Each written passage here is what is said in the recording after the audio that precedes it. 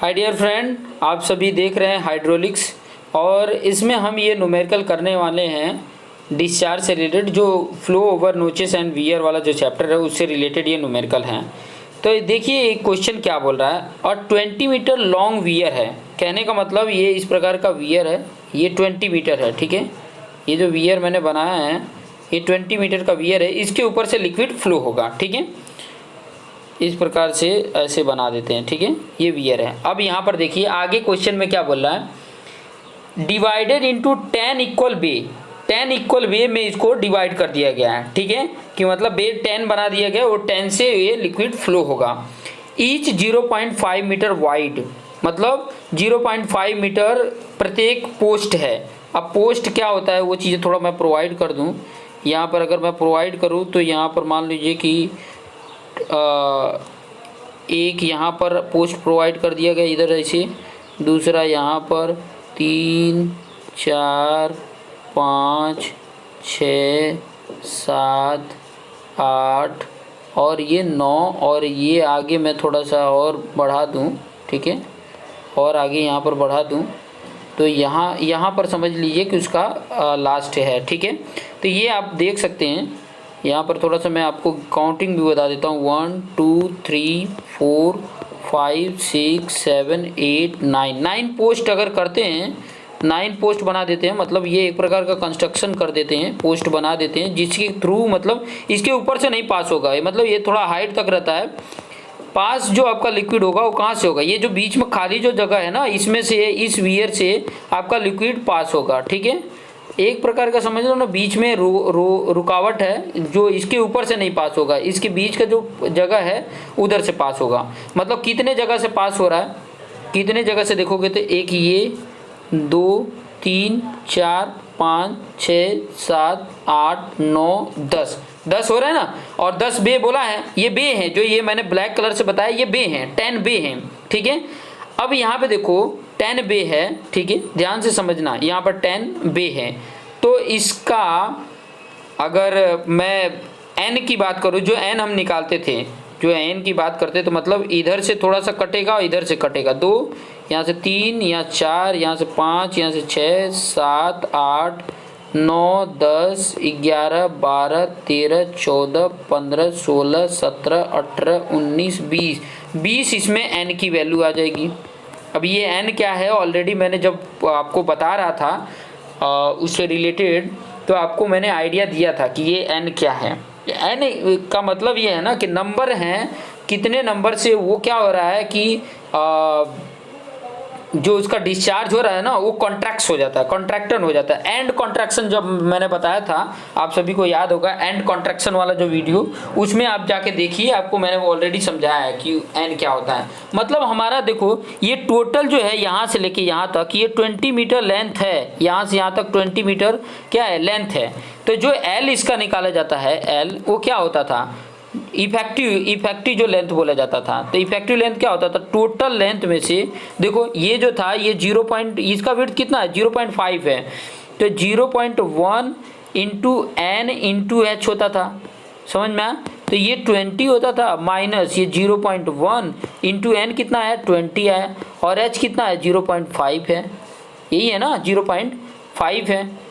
अब 0 पॉइंट ये जो विड्थ आया है, ये यहाँ पर ध्यान देंगे, सॉरी विड्थ जो दिया है 1.5 दिया, हर एक पोस्ट का दिया है 0.5।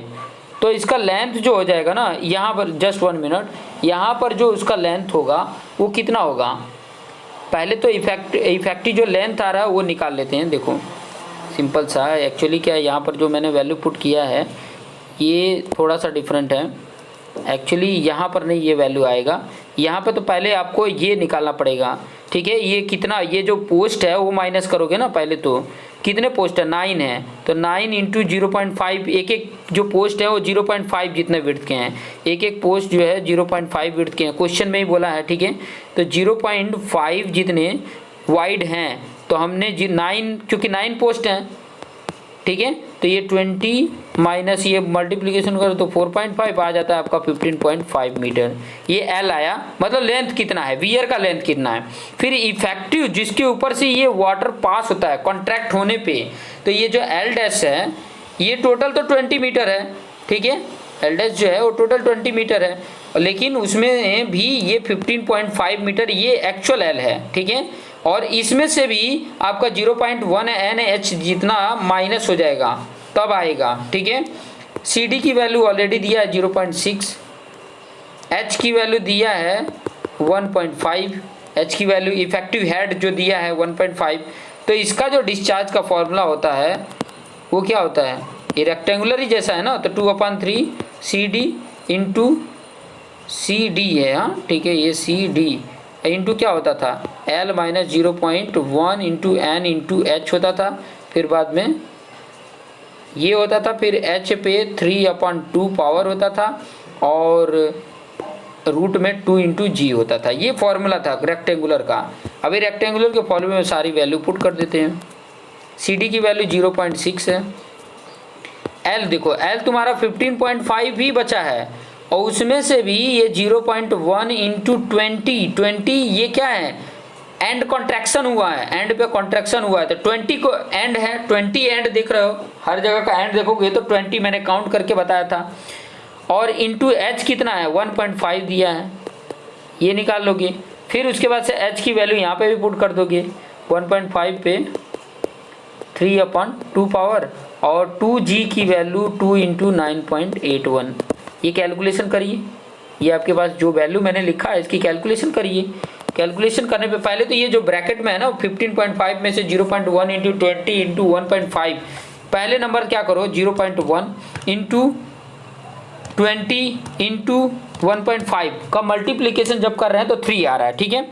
तो 15.5 में से 3 का माइनस करेंगे तो आपकी वैल्यू कितनी आ जाएगी, देखिए 15.5 माइनस आंसर करेंगे तो 12.5 आ गया, इसकी वैल्यू आ गई 12.5।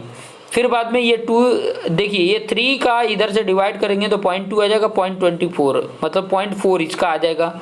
इसकी वैल्यू अगर देखेंगे तो ये 0.4 आ जाएगा, कर लेते हैं। 2 डिवाइड बाई 3 जो आ रहा है वैल्यू, उसमें हम मल्टीप्लिकेशन 0.6 का कर दिए तो 0.4 आ गया, ये 0.4 आ गया।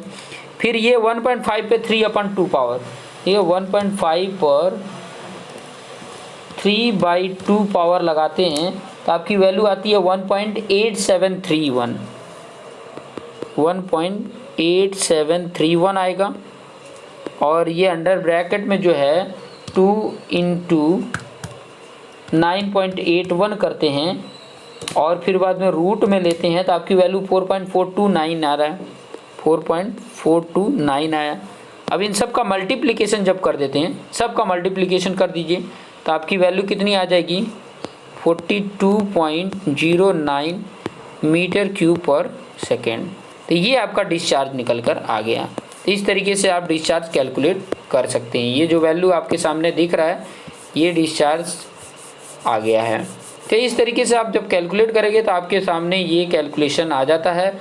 और ये कैलकुलेशन इसी की तरीके से देखिए, जब भी ऐसे क्वेश्चन देता है, ये क्वेश्चन को बहुत इंपॉर्टेंट ध्यान दीजिएगा, ठीक है। क्वेश्चन को ध्यान देंगे तो आपको आसानी से समझ में आएगा, ठीक है। क्वेश्चन ही बहुत इंपॉर्टेंट है और क्वेश्चन अगर नहीं समझेंगे तो फिर बाद में आप सोल्यूशन नहीं कर पाएंगे। और हमेशा ध्यान रहे कि क्वेश्चन को समझें और उसके बेस पर न्यूमेरिकल करें, ठीक है। तो आगे के क्वेश्चंस आपको नेक्स्ट वीडियो में मिलेंगे, कुछ और एग्जाम्पल लेकर आएंगे कि ताकि आपके लिए हेल्पफुल हो, आपके लिए काफ़ी अच्छा साबित हो सके। तो देखते रहिए और अपने आप को बेस्ट बनाते रहिए। Thank you for watching this video.